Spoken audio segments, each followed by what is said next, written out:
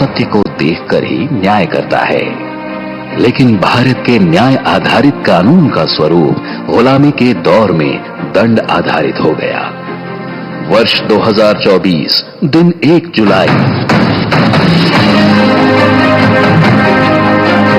7 दशकों से लंबे स्वतंत्र भारत की प्रगति यात्रा का एक ऐतिहासिक दिन, जो भारत द्वारा अंग्रेजों के समय से चले आ रहे दंड आधारित कानूनों को हटाकर अपनी संसद द्वारा राष्ट्रहित में पारित 3 नए कानूनों को देश में लागू कर दिया गया।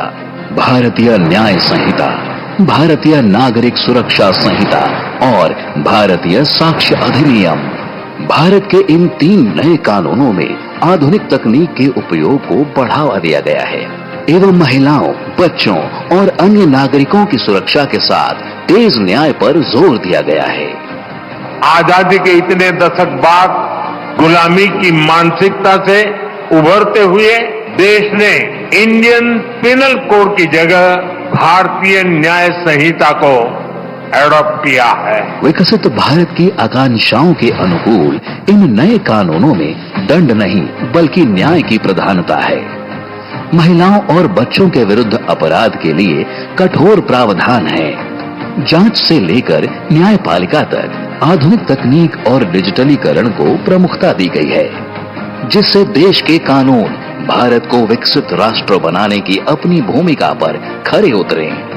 चंडीगढ़ प्रशासन द्वारा आपराधिक न्याय प्रणाली के सभी स्तंभों में पूरी तरह से डिजिटल फॉर्म लागू करते हुए CCTNS यानी crime and criminal tracking network and systems और ICJS 2.0 यानी इंटीग्रेटेड क्रिमिनल जस्टिस सिस्टम को व्यवहार में लाया जा रहा है।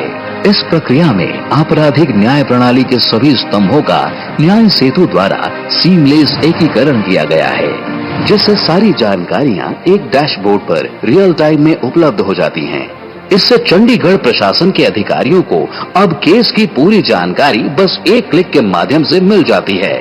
साथ ही चंडीगढ़ पुलिस ने ई-साक्ष्य, ई-समन और न्याय श्रुति नामक 3 अन्य डिजिटल नवाचारों को लागू करने की पहल की है, जिससे प्रशासनिक कार्यवाही और भी निष्पक्ष, सुलभ एवं पारदर्शी बनाई जा रही है।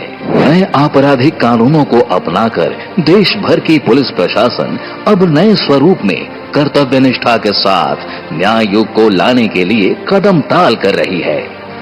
आज के विशिष्ट अवसर पर सुरक्षित समाज से विकसित भारत के निर्माण को अपनी प्रतिबद्धता दर्शा रहे और दंड नहीं न्याय की परिभाषा गढ़ रहे नए आपराधिक कानूनों के सफल क्रियान्वयन का माननीय प्रधानमंत्री श्री नरेंद्र मोदी द्वारा राष्ट्र को समर्पण किया जा रहा है।